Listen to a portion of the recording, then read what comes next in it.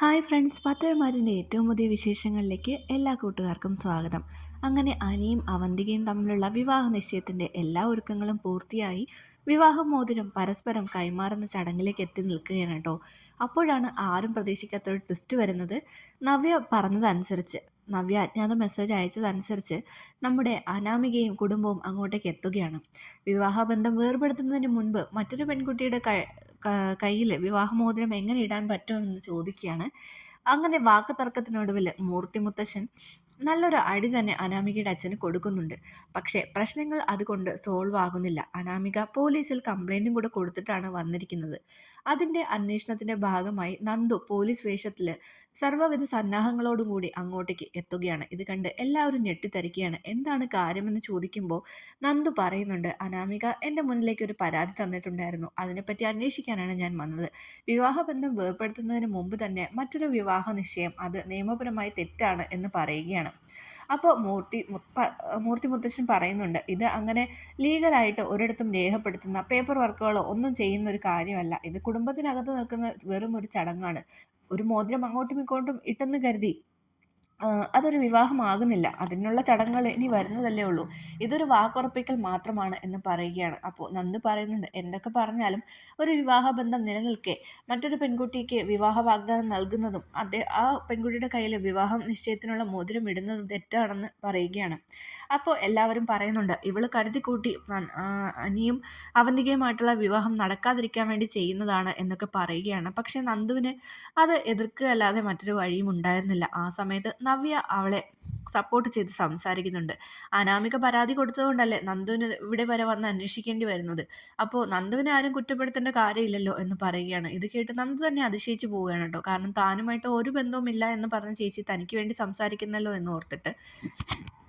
ഈ സമയത്ത് അവന്തിക കള്ളക്കരച്ചിൽ ആരംഭിക്കുകയാണ് കേട്ടോ. അത് കാണുമ്പോൾ എല്ലാവർക്കും വിഷമാകുന്നുണ്ട്. അപ്പോൾ അനാമിക പറയുന്നുണ്ട്, മറ്റൊരു പെൺകുട്ടിയുടെ കൂടെ ജീവിക്കാമെന്ന് നീ ഒരിക്കലും വിചാരിക്കേണ്ട. ഈ ഡിവോഴ്സ് ഒരിക്കലും നീ ജയിക്കില്ല, ഞാനേ ജയിക്കുള്ളൂ. നിനക്ക് ഒരിക്കലും ഡിവോഴ്സ് കിട്ടാൻ പോകുന്നില്ല എന്ന് പറയുകയാണ്. അപ്പോൾ നവീൻ വക്കീൽ അവിടെ നിന്ന് സംസാരിക്കുന്നുണ്ട്, അതൊക്കെ തീരുമാനിക്കേണ്ടത് കോടതിയല്ലേ അനാമിക എന്ന്. അപ്പോൾ അനാമിക പറയുന്നുണ്ട്, കോടതിയിലുള്ള വിശ്വാസം കൊണ്ട് തന്നെയാണ് ഞാൻ പറയുന്നത്. എന്നെ ചതിച്ചിട്ട് മറ്റൊരു പെൺകുട്ടിയെ വിവാഹം നടത്താൻ വേണ്ടി ഇപ്പോഴേ തീരുമാനിച്ചു വെച്ചിരിക്കുന്നതിൻ്റെ തെളിവുകളൊക്കെ കൂടെ ഞാൻ കോടതിയിൽ കൊടുത്തു കഴിഞ്ഞാൽ ഉറപ്പായിട്ടും ജഡ്ജിക്ക് കാര്യങ്ങളെല്ലാം മനസ്സിലാകും. മറ്റൊരു പെൺകുട്ടിയെ വിവാഹം ചെയ്യാൻ വേണ്ടിയിട്ടാണ് എന്നെ ഒഴിവാക്കാൻ വേണ്ടി ശ്രമിക്കുന്നതെന്നുള്ള കാര്യങ്ങൾ. അപ്പോൾ നവീന് മറുപടി ഉണ്ടായിരുന്നില്ല കേട്ടോ. കാരണം അതൊരു പോയിൻ്റാണെന്ന് നവീന് അറിയാം. ഈ ഒരു കാര്യങ്ങളെല്ലാം കോടതിയെ അറിയുകയാണെങ്കിൽ നമ്മുടെ അതായത് ഹനിയുടെ ശുദ്ധി അതിൽ സംശയമുണ്ടാകും കോടതിക്ക്. അപ്പോൾ അതുകൊണ്ട് തന്നെ നവീന് പിന്നെ ഒന്നും മിണ്ടാനുണ്ടായിരുന്നില്ല. ആ സമയത്ത് മൂർത്തി പറയുന്നുണ്ട്, ഇവിടെ വന്ന് പ്രശ്നമുണ്ടാക്കിയത് കൊണ്ടൊന്നും കാര്യമില്ല എന്ന് പറയുകയാണ്. ആ സമയത്ത് മൂർത്തി അനിയുടെ മുഖത്തേക്ക് നോക്കുമ്പോൾ അനിയുടെ മുഖത്ത് സന്തോഷമാണ് അദ്ദേഹം കാണുന്നത് കേട്ടോ. തൻ്റെ കൊച്ചുമകന് ഈ ബന്ധത്തിൽ ഒട്ടും താല്പര്യമില്ലെന്നും ഈ വിവാഹ നിശ്ചയത്തിൻ്റെ മോതിരം മാറ്റാനുള്ള ചടങ്ങിൻ്റെ ഒരു നിമിഷം മുമ്പ് പോലും അവൻ അതിനുവേണ്ടി തയ്യാറെടുത്തിട്ടില്ല എന്നും അവൻ്റെ മനസ്സ് ഇപ്പോഴും നന്ദുവിലാണെന്നും മൂർത്തി മുത്തശ്ശൻ മനസ്സിലാക്കുകയാണ്. ഈ സമയത്ത് ജലജ പറയുന്നുണ്ട്, മുഹൂർത്തം തെറ്റുന്നതിന് മുമ്പ് എത്രയും വേഗം നിശ്ചയം നടത്തണം അച്ഛാ എന്ന്. അപ്പോൾ മൂർത്തി പറയുന്നുണ്ട്, വരട്ടെ, ഇങ്ങനെ ഒരു അശുഭ കാര്യങ്ങളൊക്കെ ഇവിടെ നടന്നതുകൊണ്ട് ഇന്നിനിപ്പോൾ ഈ ചടങ്ങ് നടത്തണ്ട എന്ന് പറയുകയാണ്. അപ്പോൾ അനാമികയ്ക്കും അച്ഛനും ഒക്കെ സന്തോഷമാവുകയാണ്. അതുപോലെ അനിക്കും നന്ദുവിനും ഒരുപാട് സന്തോഷമാവാണ്. പക്ഷെ അവരത് പുറമേ കാണിക്കുന്നില്ല. അതിനുശേഷം മൂർത്തി പറയുന്നുണ്ട്, നന്ദുവിനോട് എനിക്ക് സംസാരിക്കാനുണ്ട്, ഒന്ന് അകത്തേക്ക് വരുമെന്ന് പറഞ്ഞിട്ട് മൂർത്തി മുറിയിലേക്ക് പോവുകയാണ്. അങ്ങനെ നന്ദു അങ്ങോട്ടേക്ക് ചെല്ലുമ്പോൾ മൂർത്തി ചോദിക്കുന്നുണ്ട്, നിങ്ങൾ തമ്മിൽ ഒരു ബന്ധവുമില്ലെന്ന് പറയുന്നത് ശരിയാണോ എന്ന് ചോദിക്കുമ്പോൾ നന്ദു ഒന്നും മനസ്സിലാവാത്തത് പോലെ നിൽക്കുകയാണ്. ഒന്നും മനസ്സിലായില്ലെന്ന് നടിച്ച് നീ നിൽക്കണ്ട, നീയുമായിട്ടുള്ള വിവാഹത്തിൻ്റെ അല്ലെങ്കിൽ പ്രണയബന്ധത്തിൻ്റെ കാര്യമാണ് ഞാൻ ചോദിക്കുന്നതെന്ന് പറയുമ്പോൾ നന്ദു പറയുന്നുണ്ട്, അങ്ങനെയൊന്നും ഇല്ല മുത്തശ്ശ എന്ന്. എൻ്റെ മുഖത്ത് നോക്കി കള്ളം പറയാൻ മോക്ക് പറ്റില്ല എന്നെനിക്കറിയാം. എൻ്റെ കണ്ണിൽ നോക്കി പറയും, നിങ്ങൾ തമ്മിൽ ഇപ്പോഴും സ്നേഹത്തിലല്ലേ എന്ന് ചോദിക്കുമ്പോൾ നന്ദുവിന് ഉത്തരമുണ്ടായിരുന്നില്ല. അതുകൊണ്ടല്ലേ അനിക്ക് അവന്തികയെ സ്വീകരിക്കാൻ പറ്റാത്തത് എന്ന് ചോദിക്കുമ്പോൾ അതിനും നന്ദുവിന് ഉത്തരമുണ്ടായിരുന്നില്ല. ഇനി അനിയെ ഞാനൊന്ന് വിളിപ്പിക്കട്ടെ എന്ന് പറയുകയാണ്. അതിനുശേഷം അനിയും നന്ദുവും മുത്തശ്ശനും കൂടെ സംസാരിക്കുന്നുണ്ട്. ആ സമയത്ത് അനിയോട് ചോദിക്കുമ്പോൾ അനി തുറന്നു പറയുന്നുണ്ട്, എനിക്ക് നന്ദുവിനെ അല്ലാതെ മറ്റൊരു പെണ്ണിനെ ഭാര്യയായിട്ട് കാണാൻ കഴിയില്ല മുത്തശ്ശ എന്നും. അപ്പോൾ മുത്തശ്ശൻ പറയുന്നുണ്ട്, ഈ കാര്യം നിനക്ക് നേരത്തെ എന്നോട് തുറന്ന് പറയാമായിരുന്നില്ലേ? അവന്തികയോടുള്ള ഇഷ്ടക്കേടിൻ്റെ കാരണം നന്ദു അല്ലേ എന്ന് ഞാൻ പലവട്ടം നിന്നോട് ചോദിച്ചപ്പോഴൊന്നും നീ അത് തുറന്ന് പറഞ്ഞില്ലല്ലോ. ഈ കാര്യം നേരത്തെ നിനക്ക് പറയാമായിരുന്നില്ലേ? ഇപ്പോൾ ഈ നിശ്ചയം മുടങ്ങിയപ്പോൾ നിൻ്റെ മുഖത്ത് ഞാൻ കണ്ട സന്തോഷം അതിൽ നിന്നും ആണ് എനിക്ക് ഈ കാര്യം മനസ്സിലായത്. എന്തായാലും ഇത്രയൊക്കെ ആയ സ്ഥിതിക്ക് നിങ്ങൾ വിചാരിച്ചതുപോലെ തന്നെ നടക്കട്ടെ. നിങ്ങളുടെ വിവാഹം നടത്താൻ ഞാൻ തീരുമാനിച്ചിരിക്കുകയാണ്. ഇനി അത് ആരൊക്കെ എതിർത്താലും അത് തന്നെ നടക്കുള്ളൂ. മറ്റൊരു പെൺകുട്ടി, ഇനി ഇഷ്ടമില്ലാത്ത മറ്റൊരു പെൺകുട്ടി അനിയുടെ ജീവിതത്തിലേക്ക് വന്ന് വീണ്ടും അവൻ്റെ ജീവിതത്തിൻ്റെ താളം തെറ്റിക്കേണ്ട. നിങ്ങൾ തമ്മിലാണ് സ്നേഹിക്കുന്നതെങ്കിൽ നിങ്ങൾ തമ്മിൽ തന്നെ ഒന്നുചേരണം. അതിന് ആരൊക്കെ തടസ്സം നിന്നാലും ഈ മൂർത്തി ജീവിച്ചിരിക്കുന്നിടത്തോളം കാലം നിങ്ങൾ ഒരുമിച്ച് തന്നെ ജീവിക്കും. ഒരുമിച്ച് തന്നെ സന്തോഷമായിട്ട് കഴിയും. നിങ്ങൾ ഭാര്യ ഭർത്താക്കന്മാരാവുന്നത് തന്നെയാണ് ദൈവത്തിനും ഇഷ്ടമെന്ന് തോന്നുന്നു. അതുകൊണ്ടാണല്ലോ ഇങ്ങനെയെല്ലാം സംഭവിക്കുന്നത് എന്ന് പറയുകയാണ്.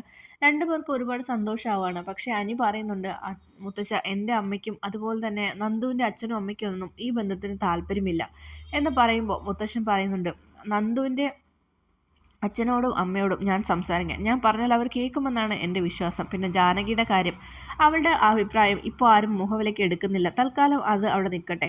അത് നമുക്ക് പതിയെ പതിയെ ശരിയാക്കാം. അങ്ങനെ നടക്കുകയുള്ളൂ. ഒറ്റയടിക്ക് അവളുടെ തീരുമാനം മാറ്റാനൊന്നും നമുക്ക് കഴിയില്ല. അതുകൊണ്ട് നമുക്കത് സാവകാശം തീരുമാനിക്കാം. എന്തായാലും ഈ കാര്യം ഇപ്പോൾ ആരോടും പറയണ്ട എന്ന് പറയുകയാണ്. അതിനുശേഷം അവിടെ നിന്ന് ഇറങ്ങിയ മുത്തശ്ശൻ എല്ലാവരും കേൾക്കി പറയുകയാണ്, എന്തായാലും ഇത്രയും അശുഭ കാര്യങ്ങളൊക്കെ നടന്നതുകൊണ്ട് ഈ ചടങ്ങ് നമുക്കിവിടെ നിർത്തിവെക്കാം. ബാക്കി കാര്യങ്ങൾ പിന്നീട് ആലോചിച്ച് തീരുമാനിക്കാം എന്ന് പറയുകയാണ്. അങ്ങനെ അനാമികയും കുടുംബവും അതുപോലെ നന്ദുവും പോലീസുകാരും എല്ലാം തിരിച്ചു പോവുകയാണ് കേട്ടോ. അവന്തിക കരച്ചിലാണ്.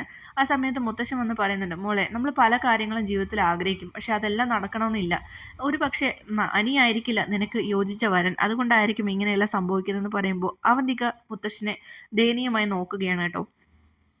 ആ സമയത്ത് മുത്തശ്ശന് ഒരുപാട് വേദന തോന്നുന്നുണ്ട്. കാരണം കൊച്ചുമകളുടെ സങ്കടം, അവൾക്ക് വെറുതെ ആശ കൊടുത്തിട്ട് ഇങ്ങനെ ഒരു തീരുമാനത്തിലേക്ക് തനിക്ക് എത്തേണ്ടി വന്നല്ലോ എന്നുള്ള സങ്കടം മുത്തശ്ശനുണ്ട്.